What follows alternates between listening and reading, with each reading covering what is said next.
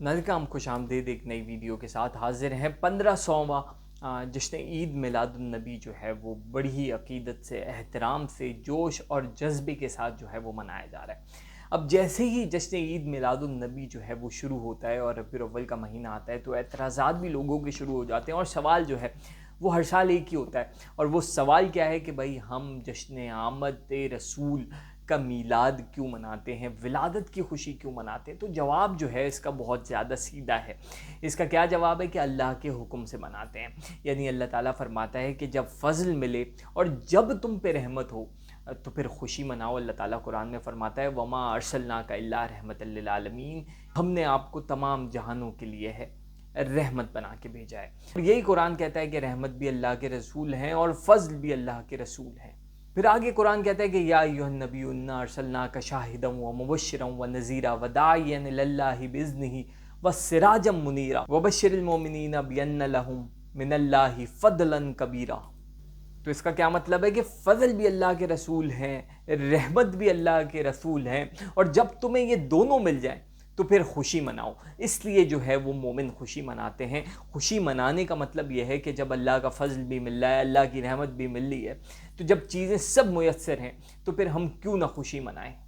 अब नाज़रीन बात जो है वो बहुत ज़्यादा सीधी है और बहुत ज़्यादा मुश्किल भी है। अब सीधी इस तरह से है कि जब फ़ज़ल और रहमत जिसको मिले वो खुशी मनाता है, लेकिन जिसको ना मिले और जो खुशी ना मनाए तो उससे जो है वो ना कोई झगड़े की ज़रूरत है, ना कोई बहस की ज़रूरत है, क्योंकि अल्लाह का फ़ज़ल और अल्लाह की रहमत जो है वो सब पे तो नहीं होती। अब बहुत बड़े बड़े मुफ्तियान जो हैं, स्कॉलर्स जो हैं, बहुत बड़े बड़े बंगले वाले हैं, पैसे वाले हैं, मालो दौलत वाले हैं, अल्लाह का फ़ज़ल नहीं है और वो इस खुशी से महरूम हो जाते हैं। और आप देखा करें कि बहुत ज़्यादा कोई बंदा गरीब होगा, रेडी वाला होगा, मज़दूर होगा, गरीब होगा, अपनी कम हैसियत में भी रहते हुए वो जो है वो खुशी मनाएगा। अच्छा, खुशी मनाने का मतलब ये नहीं है कि आप जो है वो बहुत बड़ा चरागा करें, बहुत बड़ा जो है वो महफ़िल का एहतमाम करें, लंगर करें, बहुत ज़्यादा, ऐसा नहीं है जी। खुशी मनाने का मतलब ये है कि हुजूर के नाम की महफ़िल ऐसे भी सजाई जा सकती है कि अगर किसी के पास इतने पैसे नहीं हैं तो वो अपने बच्चों को बैठ के जो है वो हुजूर के उसवा हसना बताना शुरू कर दे।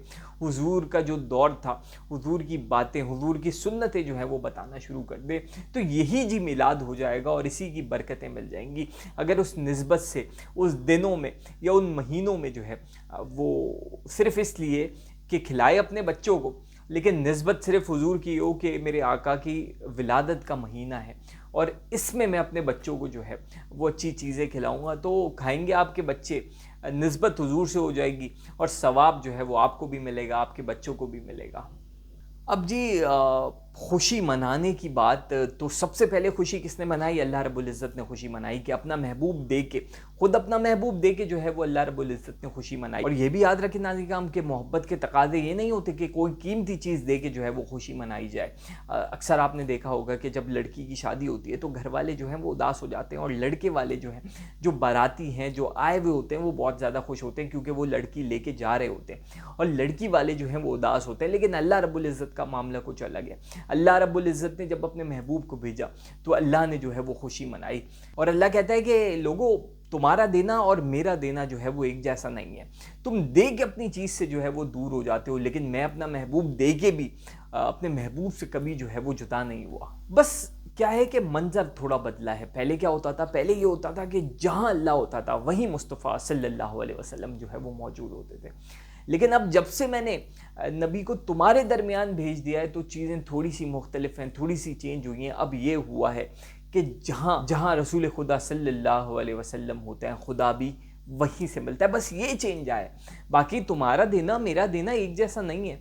अब मुस्तफ़ा से जो है वो रब यानी अल्लाह ने अपने आप को कभी भी जो है वो हुजूर सल्लल्लाहु अलैहि वसल्लम से जुदा नहीं किया। अब देखें ना, हुजूर पे सबसे पहले जो है किसी से भी पूछ लें, एतराज़ करने वाले जितनी बातें कर लें, लेकिन किसी से भी पूछें, तारीख़ उठा के देख लें कि हुजूर की ज़ात पे सबसे पहले जो है वो दुरूद किसने भेजा है, तो वो ज़ात मुस्तफ़ा पे सबसे पहला दुरूद जो है वो ख़ुद अल्लाह रब्बुल इज़्ज़त ने भेजा है। तो अल्लाह रब्बुल इज़्ज़त ने जो है वो खुशी मनाने का जब कहा है तो खुशियाँ ज़रूर मनानी चाहिए, और अगर उस खुशी मनाने से किसी को एतराज़ होता है तो होते रहे। अब देखिए ना, एक ऐसा महीना आता है کہ جس مہینے میں جو ہے وہ چراغا ہو جاتا ہے. اب آپ جنگل میں نکلیں، اندھیرا ہی اندھیرا ہو، لیکن اگر کوئی روشنی کی کرن آپ کو دکھ جائے تو دل جو ہے وہ مطمئن ہو جاتا ہے. تو یہی جو ہمارے 12 مہینے ہیں، ان مہینوں میں صرف یہ ایک مہینہ ہے کہ جس کے توسط سے جو ہے وہ ساری نعمتیں، ساری برکتیں، ساری چیزیں جی میسر آتی ہیں. اور وہ مہینہ کیا ہے؟ وہ حضور کی ولادت کا مہینہ ہے. حضور کی ولادت کا مہینہ بڑا ہی عقیدت و احترام سے منانا چاہیے.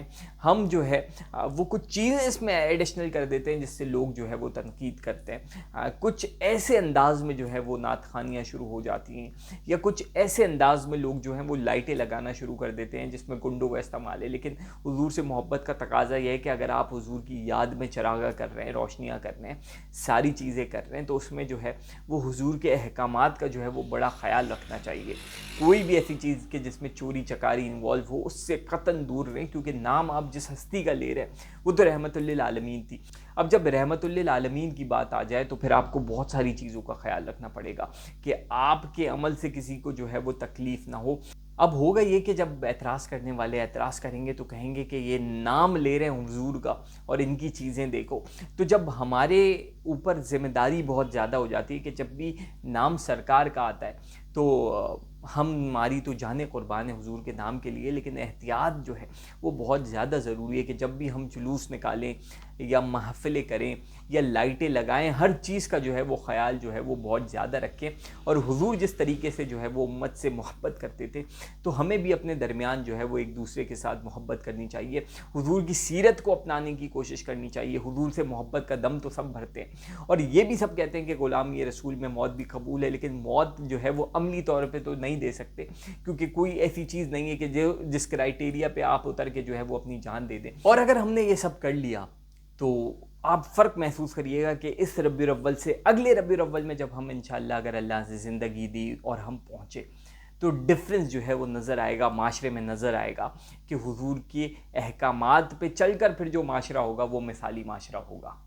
جشن ولادت کے حوالے سے آخر میں کچھ اشعار کے راستے میں روک کر ایک معترض کہنے لگا. معترض کہتے ہیں اعتراض کرنے والے کو، کہ راستے میں روک کر ایک معترض کہنے لگا کہ جشن میلاد تم کیوں مناتے ہو یہ بتا.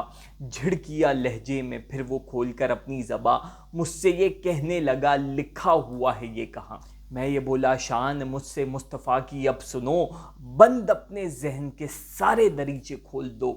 آیت قرآن یہ ترجمہ مجھ سے سنو، اور اپنے رب کی نعمت کا بہت چرچا کرو. نعمت رب العلا مصطفیٰ خیر البشر، اے خدا کے بندے رب کی نعمتوں کا شکر کر.